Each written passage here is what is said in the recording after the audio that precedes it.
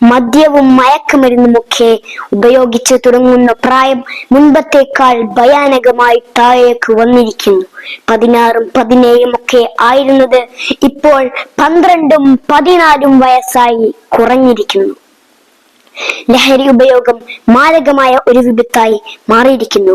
ലഹരി മരുന്നിനോടുള്ള അടിമത്തം വ്യക്തിക്കും കുടുംബത്തിനും മാത്രമല്ല നാശനഷ്ടങ്ങൾ വരുത്തിവെക്കുന്നത്, മറിച്ച് സമൂഹത്തിന്റെ ആരോഗ്യവും സാമ്പത്തിക സാംസ്കാരിക സുസ്ഥിരതയും അത് നശിപ്പിക്കുന്നു. തുടക്കത്തിൽ രസത്തിനും കൗതുകത്തിനും ഉപയോഗിക്കുന്ന ലഹരി മരുന്നുകൾ തകർത്തെറിയുന്നതും കവർന്നെടുക്കുന്നതും ജീവിതത്തിന്റെ സർവ്വവർണ്ണങ്ങളെയും അഭിലാഷങ്ങളെയുമാണ്.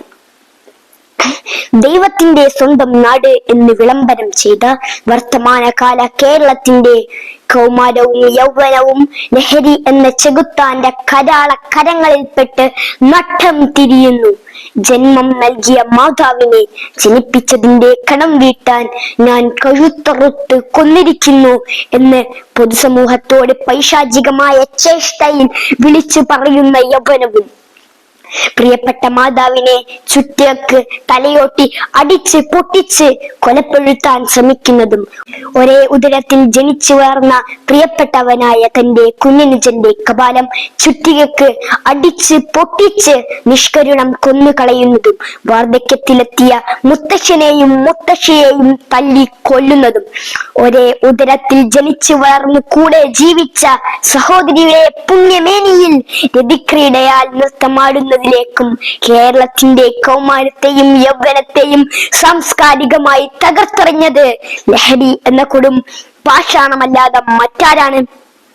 പറക്കമുറ്റിയിട്ടില്ലാത്ത, ജീവിതത്തിലേക്ക് കാലെടുത്ത് വെച്ചിട്ട് പോലുമില്ലാത്ത 10ാം ക്ലാസ്സിലെ പാവം ഷഹബാസിന്റെ കണ്ണ് കുത്തി പൊട്ടിച്ചിട്ടും കളിയടങ്ങാതെ തല്ലിക്കൊല്ലാൻ സോഷ്യൽ മീഡിയ വഴി ഭീകരമായി ആഹ്വാനം നടത്തിയവർ, അവസാനം കൊന്നു കൊലവിളിച്ച് സംഹാര താണ്ഡവ നൃത്തമാടുന്ന വർത്തമാനകാല കേരളത്തിന്റെ ലക്കും ലഗാനവും ഇല്ലാത്ത രാസലഹരിയാൽ ഭ്രാന്ത് പിടിച്ച കേരളത്തിന്റെ കൊടൂര കൗമാരമേ, എവിടേക്കാണ് നിങ്ങൾ പോകുന്നത്?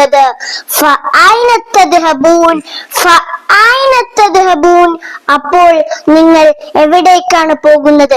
സിന്തറ്റിക് രാസലഹരിയുടെ ഉന്മാദത്തിന്റെ തമോഗർത്തത്തിൽ തകർന്നടിയും മുമ്പ് തിരിച്ചു വിളിക്കേണ്ടിയിരിക്കുന്നു ഈ സമൂഹത്തെ.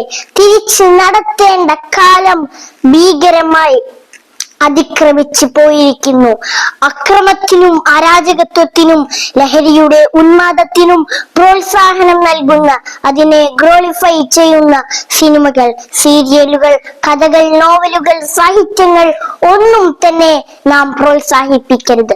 അത്തരം സാഹിത്യങ്ങളിലെ സൈക്കോ പാത്തുകളായ ലഹരിയുടെ രാസലീലയിൽ അഭിരമിക്കുന്ന, അരാജകത്വങ്ങൾക്ക് നെടുനായകത്വം വഹിക്കുന്ന നായകന്മാരിൽ നിന്നും നമ്മുടെ മക്കൾ മാതൃക കണ്ടെത്താതിരിക്കട്ടെ. നമ്മുടെ മക്കളെ അവയുമായി സമീപിക്കാൻ പോലും നാം അനുവദിക്കരുത്. കുഞ്ഞുനാളിലെ ഈ അവബോധം നമ്മുടെ മക്കൾക്ക് കർശനമായി പകർന്നു നൽകുക. ജീവിതമാണ് ലഹരി, ജീവിതമാണ് ലഹരി എന്ന സുന്ദരമായ പരമാർത്ഥം നമ്മുടെ ജീവിതത്തിൽ പകർത്തുന്നതോടൊപ്പം മറ്റുള്ളവരിലേക്കും പകരാനും നാം പ്രയത്നിക്കുക.